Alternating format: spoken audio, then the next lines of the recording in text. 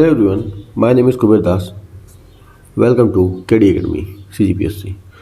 तो अभी हाल फिलहाल में आप सभी ने एक न्यूज़ पढ़ा होगा कि सुप्रीम कोर्ट ने हरीश राणा को इच्छा मृत्यु दे दी है। ये क्या है, इसके बारे में आज हम लोग अध्ययन करेंगे, है ना। हरीश राणा को यहाँ पे निष्क्रिय इच्छा मृत्यु दिया गया है। ये इच्छा मृत्यु क्या होता है, यूथनेशिया, ये जो शब्द है ये क्या होता है, इसके बारे में आज हम लोग पढ़ेंगे और इस केस के बारे में हम लोग क्या करेंगे, अध्ययन करेंगे। तो चलिए आगे बढ़ते हैं। सबसे पहले इच्छा मृत्यु होता क्या है, आपको नाम से समझ में आ रहा है। यदि कोई व्यक्ति अपनी इच्छा से मृत्यु स्वीकार करता है या सामने सुप्रीम कोर्ट से आग्रह कर रहा है कि मुझे इच्छा मृत्यु चाहिए, तो उसे हम इच्छा मृत्यु कहेंगे। नाम से समझ में आ रहा होगा, है ना।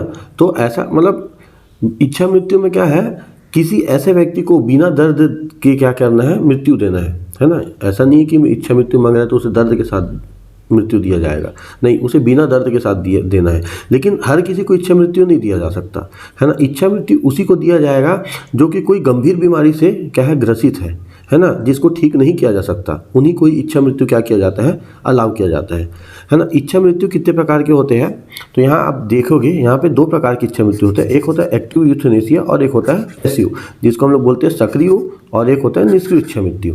तो जो सक्रिय इच्छा मृत्यु है ये पूर्ण रूप से क्या है, भारत में वैध है, बैन है। सक्रिय इच्छा मृत्यु किसी को भी नहीं दिया जाता भारत में। क्यों?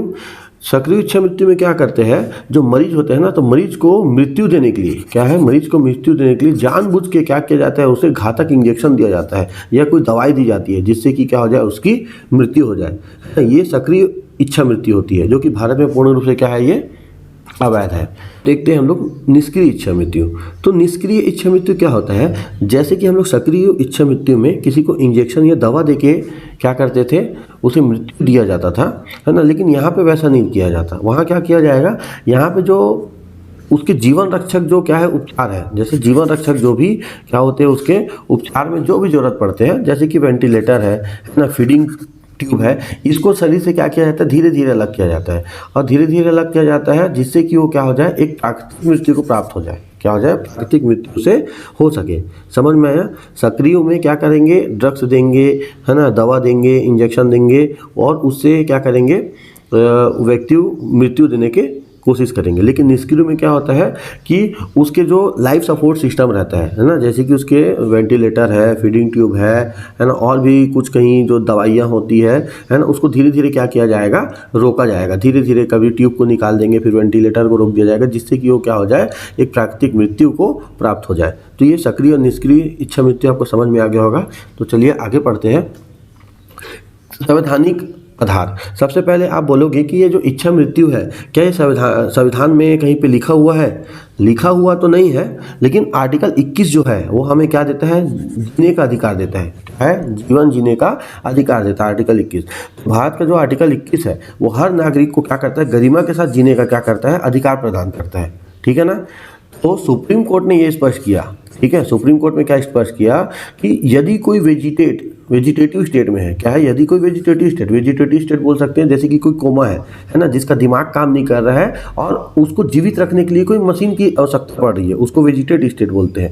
ठीक है। तो वेजिटेटिव स्टेट में क्या होता है, जिंदा रखने के लिए मानवीय सम्मान के वो क्या हो जाता है, खिलाफ हो जाता है। अगर कोई व्यक्ति बहुत दिन से बीमार से ग्रसित है, कोमा में है ना, तो उसको क्या करना है, उसको मानवीय सम्मान के खिलाफ है, उसको ज़्यादा दिन तक जिंदा रखना, ऐसा सुप्रीम कोर्ट ने कहा है। तो उसको क्या है, गरिमा के साथ मरना, ये भी आर्टिकल 21 का क्या है, हिस्सा है। तो जिस प्रकार आर्टिकल 21 हमें क्या है, नागरिकों को गरिमा के साथ जीने का अधिकार देता है, ठीक उसी प्रकार है ना, यह हमें गरिमा के साथ मरने का भी अधिकार देता है। यहाँ तक समझ में आया, और ये सुप्रीम कोर्ट ने स्पष्ट रूप से कहा है। तो चलिए आगे आते हैं। जैसे कानूनी ढांचा, इसका इतिहास, सबसे पहला जो आप केस पढ़ोगे, है ना, अरुणा शानबाग केस 2011 का, इसमें सबसे पहली बार क्या हुआ था, इच्छा मृत्यु को कानूनी रूप से मान्यता दी गई थी। ठीक है, ये केस इंपॉर्टेंट है, आपको पूछ भी सकते हैं जीके वीके में कि सबसे पहला ऐसा कौन सा केस है जिसमें क्या किया गया था, इच्छा मृत्यु को कानूनी रूप से मान्यता दी गई थी। तो कौन है, अरुणा शानबाग केस। ठीक है, लिविंग विल का केस आता है 2018 का। इसमें क्या होता है, इसमें सुप्रीम कोर्ट ने कहा कि जो लिविंग विल है ना, लिविंग विल बनाने का अधिकार है। सुप्रीम कोर्ट को क्या है, लिविंग विल बनाने का क्या बोला, अधिकार है। इसमें मतलब बोलने का मतलब है कि यदि कोई व्यक्ति है ना, कोई व्यक्ति स्वस्थ है और वो पहले से लिखित में आदेश दे देता है कि यदि मुझे कुछ ऐसी स्थिति में मैं भविष्य में चले जाता हूँ जिससे कि मुझे जीवित रखने के लिए कोई मशीन की आवश्यकता हो या कोई सपोर्ट सिस्टम देना हो, है ना, तो इसके सहारे मुझे जिंदा ना रखा जाए, है ना, तो उसे इच्छा मृत्यु दिया जाएगा। ये कौन सा है, सुप्रीम कोर्ट का लिविंग विल केस है। समझ में आया यहाँ तक? ठीक है। तो अगला जो है, जो अभी हम लोग हाल फिलहाल में जो हरीश राणा का जो केस पढ़े हैं, है ना, ऐसा बोला जाता है कि ये कॉलेज में, चंडीगढ़ के कॉलेज में पढ़ रहे थे और वहाँ के जो हॉस्टल से वो गिर गए थे और उसके हेड में बहुत ज़्यादा मेजर इंजरी आ गया था, जिसके कारण वो लगभग 13 साल तक वेजिटेटिव स्टेट में थे। देखो लिखा है वेजिटेटिव स्टेट में, कितने साल तक, 13 साल तक वेजिटेटिव स्टेट में थे, मतलब कोमा बोल सकते हैं, कोमा की अवस्था में थे और उसे जिंदा रहने के लिए मशीनों का जरूरत पड़ रहा था। तो उनके परिवार, अब जाहिर सी बात है किसी के घर में कोई बीमार व्यक्ति है तो वो आर्थिक रूप से और क्या होता है, मानसिक रूप से पूरी तरीके से क्या हो जाता है, टूट जाता है ना। तो उनके जो परिवारजन है ना, उन लोग ने क्या किया, सुप्रीम कोर्ट में अपील किया। क्या किया, सुप्रीम कोर्ट में अपील किया कि लाइफ सपोर्ट को क्या किया जाए, हटाया जाए, मतलब इच्छा मृत्यु की मांग की गई। और सुप्रीम कोर्ट का मार्च 2026 में इसका फैसला आता है ना, जिसके जस्टिस पारदीवाला और के विश्वनाथ, ठीक है, इंपॉर्टेंट नाम है, ठीक है, दोनों का नाम याद रखना है।